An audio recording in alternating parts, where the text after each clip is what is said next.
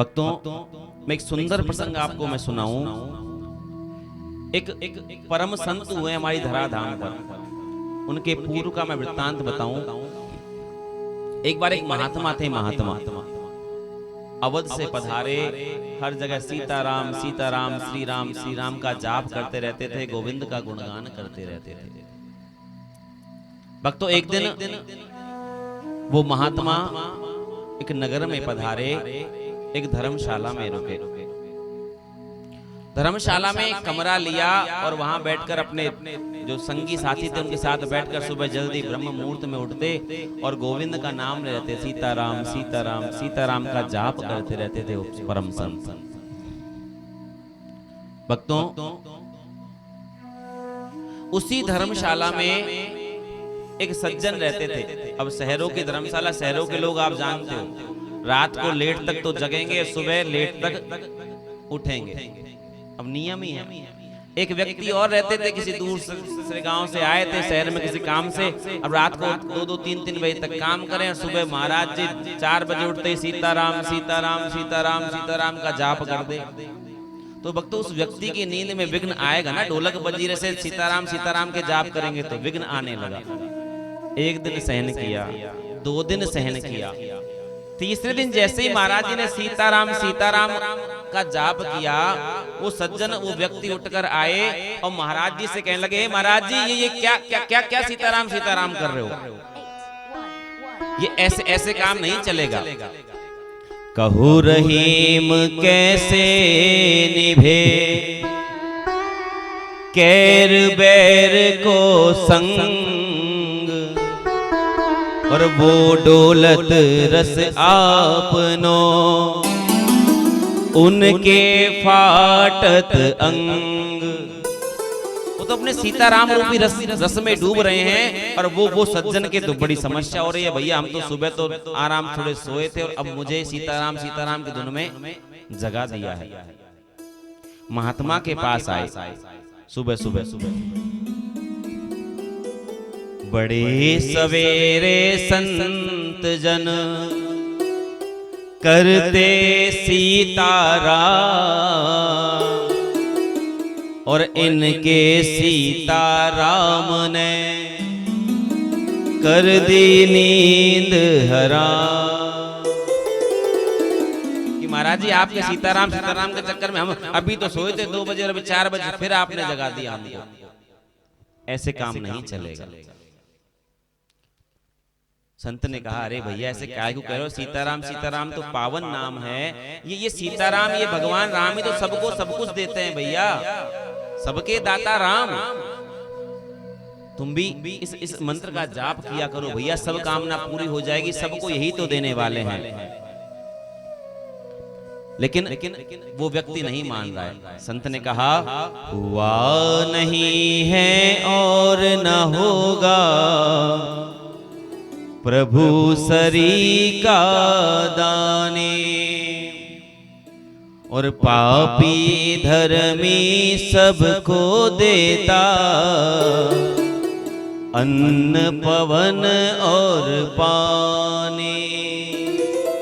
ये परमात्मा वही है जो हम सबको अन्न धन पानी की व्यवस्था करता है, सबके दाता राम।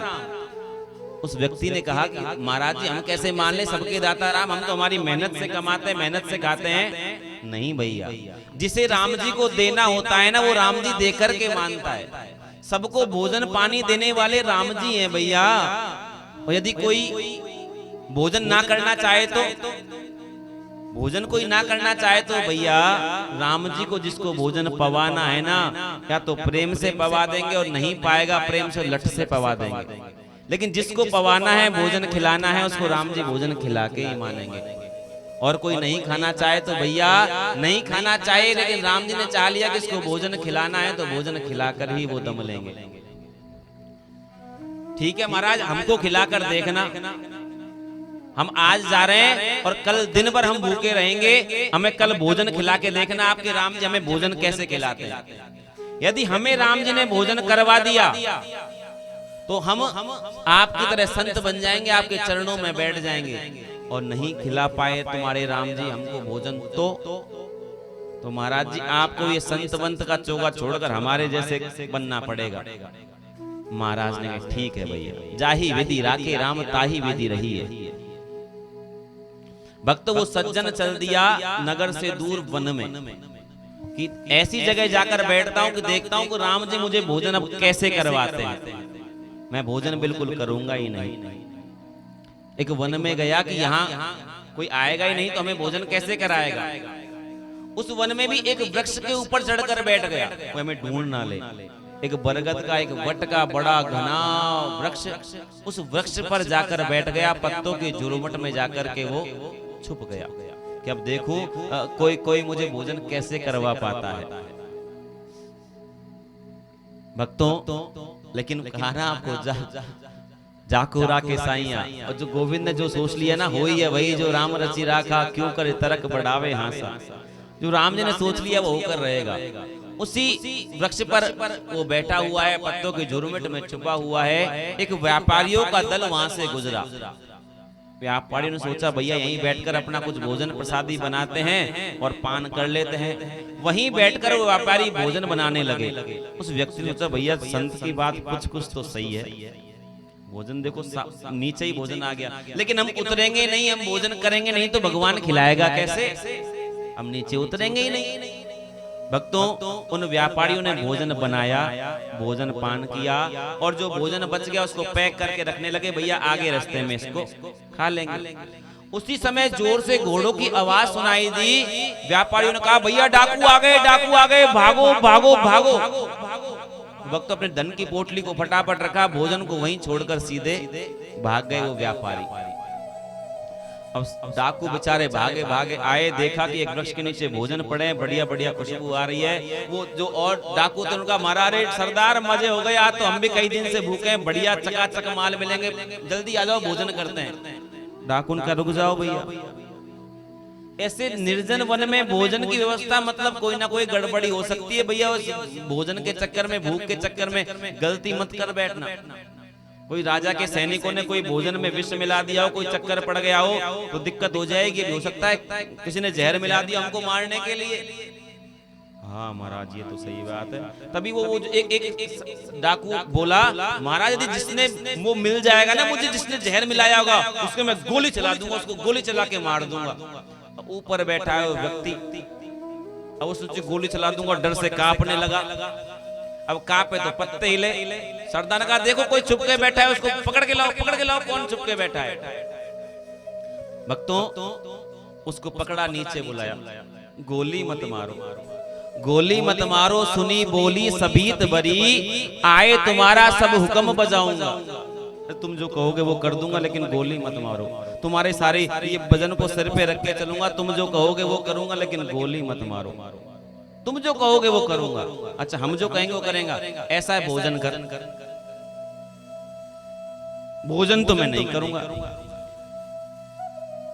भोजन कर, भोजन नहीं करूंगा। वृक्ष से उतारा बात कह लो तुम खोटी खटी, वृक्ष से उतारा बात कह लो तुम खोटी खरी, पर कसम तुम्हारी मैं रोटी नहीं खाऊंगा। तुम जो कहोगे वो कर लूंगा, लेकिन रोटी नहीं खाऊंगा। अब तो सरदार को पक्का विश्वास हो गया कि इसी ने जहर मिलाया है रोटी में, इसीलिए रोटी नहीं खा रहा है। जहर है ये खाएगा तो ये मर जाएगा। सरदार ने हाथ में डंडा लिया, हाथ में ले छड़ी, तब दस्यु सरदार बोला रोटी आज मैं तुझे मार मार के खिलाऊंगा। तू प्रेम से नहीं डंडे खा खा के रोटी खिलाऊंगा, लेकिन रोटी तुझे आज मैं खिलाऊंगा। अब भक्तों मार के आ गए तो भूत भी भागे। डंडे पड़ने का हुआ तो उस व्यक्ति ने रोटी खा ली, भोजन कर लिया। सरदार ने सोचा भी थोड़ी देर में अभी ये व्यक्ति मर जाएगा, लेकिन कई देर तक जब वो नहीं मरा तो पूछा भैया तू मरा काहे को नहीं? तो महाराज या में जहर हो ही नहीं, हम मरते काहे को? तो फिर रोटी क्यों नहीं खा रहा था तू? कहा महाराज इसलिए नहीं खा रहा, सारी जो घटना थी ना, जो संत से उसकी बातें हुई थी कि मैं तो परीक्षा कर रहा था कि राम जी देखो सबको कैसे भोजन देता है, उस राम जी की परीक्षा के लिए मैं यहाँ आकर छुप गया, लेकिन हुई है वही जो राम रचि राखा। जब उन डाकुओं ने सुना कि ईश्वर की प्रताप ऐसा है, भक्ति ऐसी है, तो भक्तों साधुओं ने उस दिन से अपना पेशा छोड़ दिया और भगवान की शरण में चले गए, गोविंद का नाम जपने लगे। भक्तों वो व्यक्ति भी आया उन संत महात्मा के चरणों में गिरकर क्षमा मांगने लगा। और भक्तों पता है वो व्यक्ति एक परम संत परम महात्मा हुए। पता है कौन हुए? जिन्होंने एक सुंदर पद लिखा कि अजगर करहि न चाकरी और पंछी करहि न काम और दास मलूका यो कहे सबके दाता राम। वो परम संत हुए श्री मलूकदास जी महाराज। बोलो मलूकदास जी महाराज के, श्री वृंदावन बिहारी लाल के।